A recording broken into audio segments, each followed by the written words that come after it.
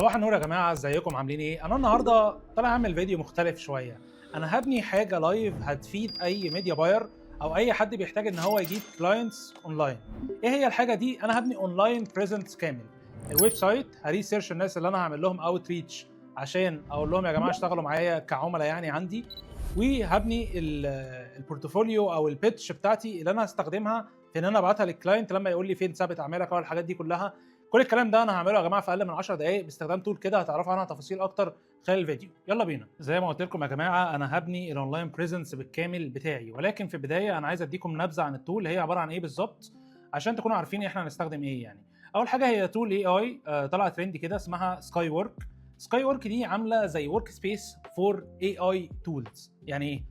يعني لو حد بيستخدم جوجل ورك سبيس هيلاقي ان عنده جيميل، دوكيومنتس، سلايدز، شيتس، الحاجات دي كلها موجوده في اكونت واحد. لو انت فتحت سكاي ورك هتلاقي فيه كل الحاجات اللي ليها علاقه بالاي اي برضه في مكان واحد.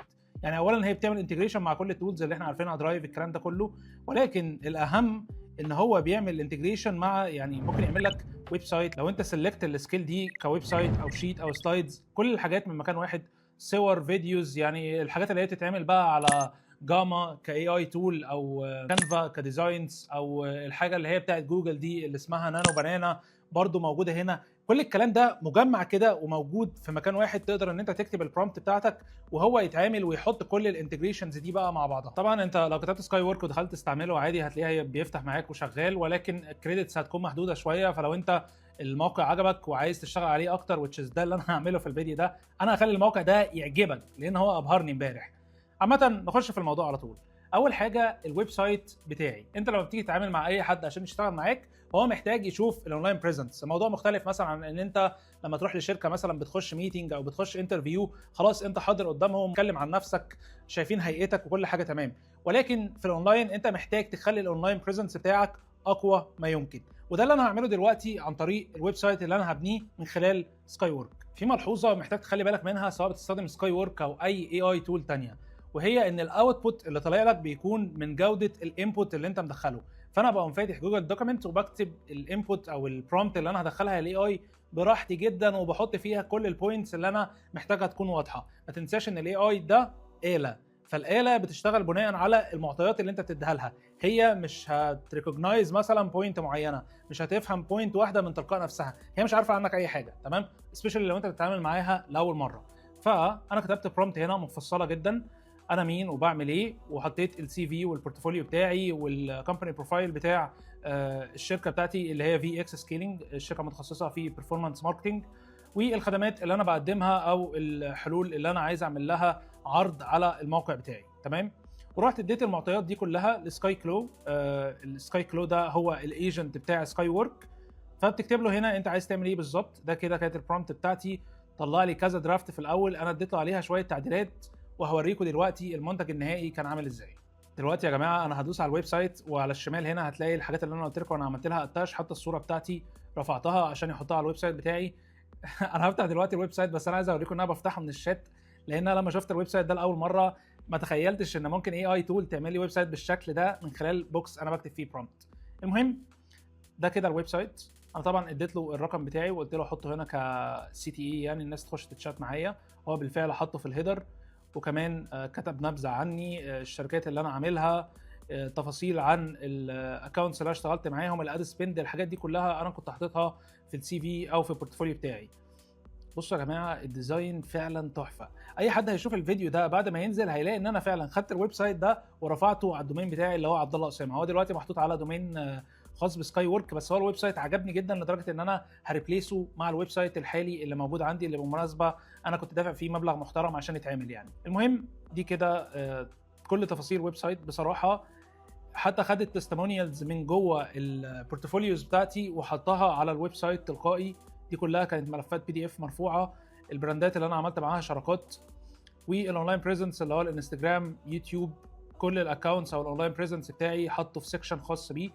فده كده يا جماعه اول حاجه في الاونلاين بريزنس بتاعي. وتحت طبعا كول تو اكشن، يعني هو فعلا عامل التصميم بالاستراكشر الصح اللي هو احنا بنتكلم في ان انت محتاج تاخد الكاستمر ثرو جيرني. هو اتكلم عني في الاول شويه، وبعدين حط نبذه عن الشغل اللي انا اشتغلت عليه، وبعدين تستمونيالز، بحيث اللي يخش الويب سايت خلاص هو عارف عبد الله ده مين وبيعمل ايه بالظبط، واراء الناس اللي اشتغلت معاه عامله ازاي. ودي ميزه ان هو مش بيعمل لك ويب سايت والسلام، هو بيعمل لك ويب سايت وهو فاهم الويب سايت المفروض يكون شكله عامل ازاي.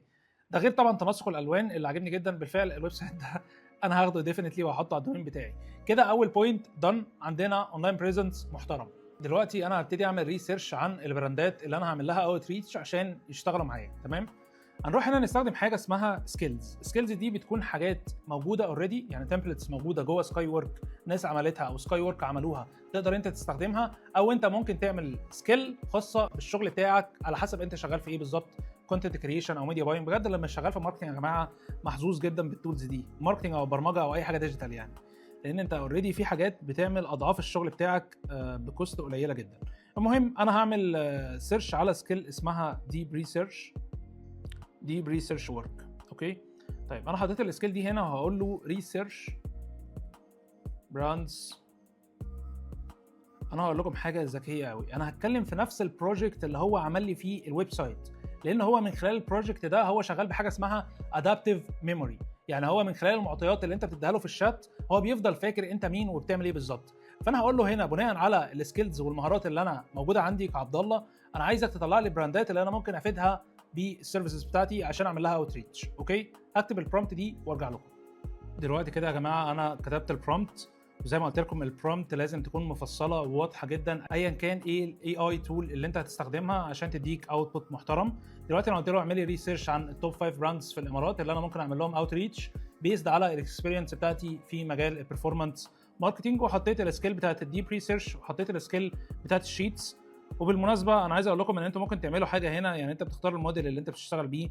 هو زي ما قلت لك هتلاقي ان هو حاطط الموديلز بتاعت كلود، جيميناي، تشات جي بي تي، كل التولز، ديب ورك او ديب سيك، كل التولز اللي انت بتستخدمها موجوده في نفس المكان اللي بتكتب فيه برومبت.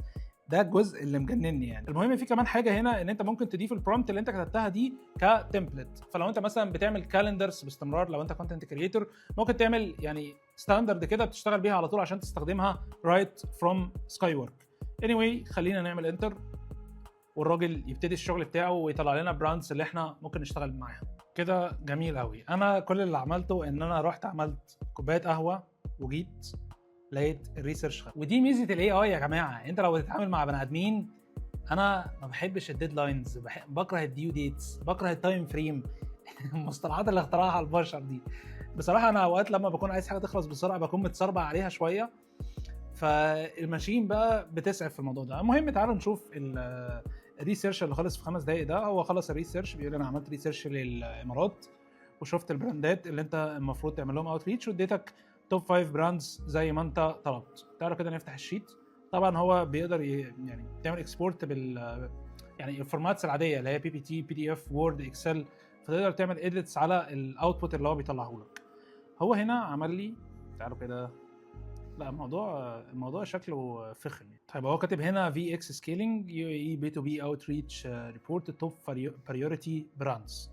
طيب هو هنا مقسم الموضوع لبراند والاندستري. اسم البراند محدش يسرق يا جماعه، البراندات دي بقى انا هعمل لهم اوت ريتش فرجاء محدش يبيتش الاكونتس دي يعني. تمام.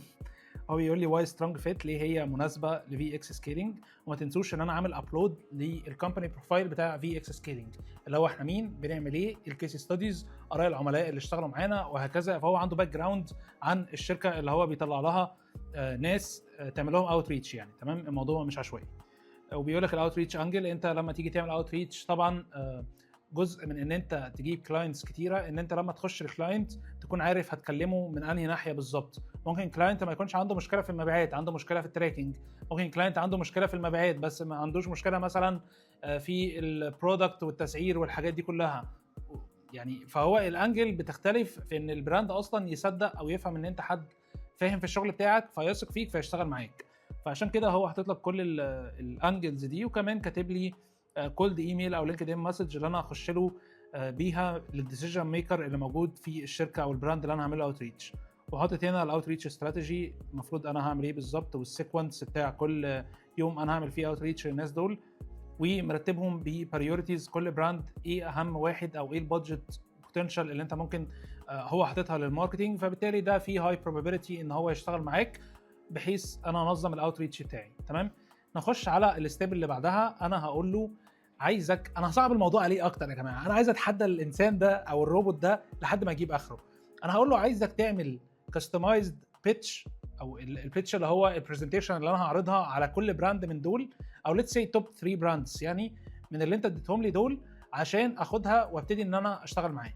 وهنا هنستخدم فيوتشر لذيذه جدا بقى اسمها جول. انت بتدي له جول، هتلاقيها موجوده هنا كده، بتحدد الجول اللي انت هتشتغل بيه وبتقول له والله ده الجول بتاعي، انا عايزك بقى تدو يور ماجيك عشان احقق الجول ده. تمام، انا هكتب الجول دلوقتي. هنا هو حدد قلت له انا خليتها 2 برزنتيشنز عشان ما اكونش مفتري بصراحه، وكمان عشان ما فرتكش الكريدتس الموجوده، في حاجات كتير عايز اعملها بالتول دي. مهم قلت له حط لي التوب 2 براندز اللي انت حاططهم لي في البريورتي ان انا اعمل لهم اوت ريتش.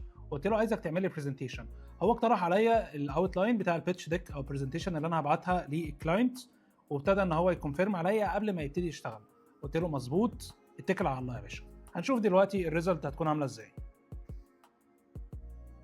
وبكده دان عمل التو برزنتيشنز بتوع التو كلاينتس اللي احنا اخترناهم. تعالوا كده نبص بصه وربنا يستر. طبعا هو مطلعها فورمات بي بي تي، فانا ليتس سي كده لو انا اقدر اعمل اديت. طيب هو هنا فتح لي فيرجن اقدر اديت التكست المكتوب which is decent.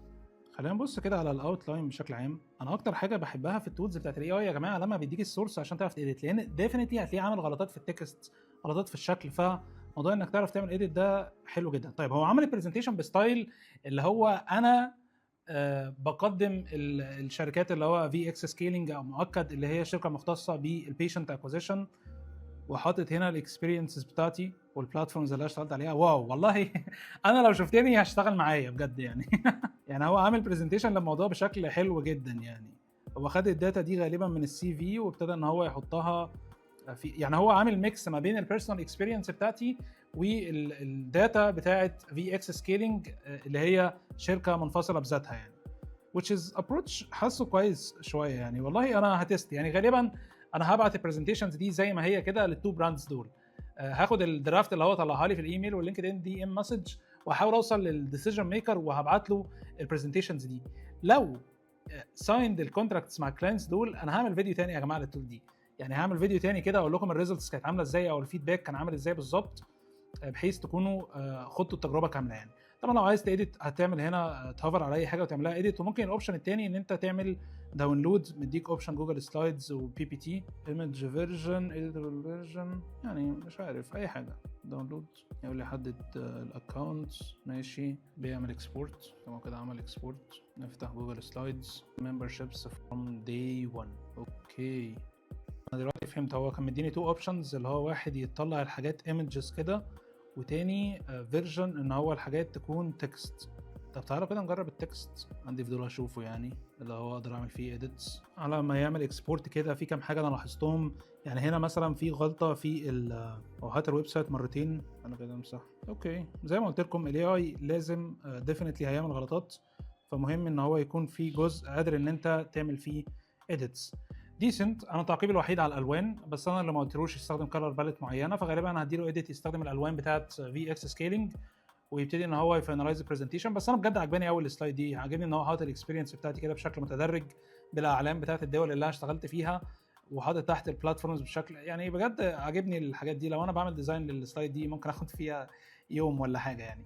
anyway ده كده يا جماعه التو سلايدز. تمام، هو هنا طلع الفيرجن اللي هو نقدر نعمل فيه اديتس. تعالوا نفتحه كده سريعا. كده الفيرجن اللي انا اقدر اعمل فيه اديتس ظريف يعني، برزنتيشن عاديه جدا، تقدر تغير كل الاليمنتس اللي فيها او تغير اللون، ظريف جدا.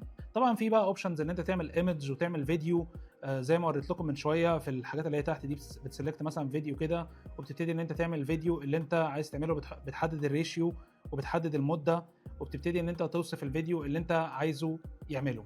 في حاجه تانية ان انت بتكونكت تليجرام او واتساب او ايا كان ايه التول اللي انت عايز تستخدمها، وبتتشات معاه من الموبايل بتاعك. يعني انا هنا عملت كونكت بالتليجرام بتاعي، وحطيت زي في بوت كده بيجي لك وبتبتدي ان انت تتشات معاه عادي. فهنا مثلا انا حطيت له صوره وقلت له قول لي مثلا الكالوريز اللي في الوجبه دي قد ايه، فابتدى ان هو كده يعمل ريسيرش وابتدى ان هو يحط لي هي كانت وجبه كباب وكفته بالمناسبه، فكان فيها 1200 كالوري، ودي التفاصيل بتاعت كل يعني الفاتس والبروتين والحاجات دي كلها. الحاجات كايندا اكيوريت somehow، لان هو انا بعت له صوره بس مش حاطط اوزان او اي حاجه، بس هو عرف يفصل الموضوع بشكل دقيق جدا right from the telegram app. وكمان ممكن تنزل الاب بتاعهم على طول يعني. شويه مميزات بصراحه ظريفه جدا. جربوا التول دي فور فري يا جماعه. انت خش على سكاي ورك اي اي، جربها، حاول تعمل بيها اي تاسك. بس عجبتك روح على الديسكربشن بوكس، دوس على لينك الافيليت بتاعي واستخدم الكود عبد الله اسامه، هتاخد ديسكاونت 20% على الاشتراك السنوي. ولو عجبكم نوعيه الفيديوز دي انا ممكن اعمل ريفيو للتولز الكتيره جدا اللي موجوده حاليا. سيب لي كومنتس وبيست اوف لك.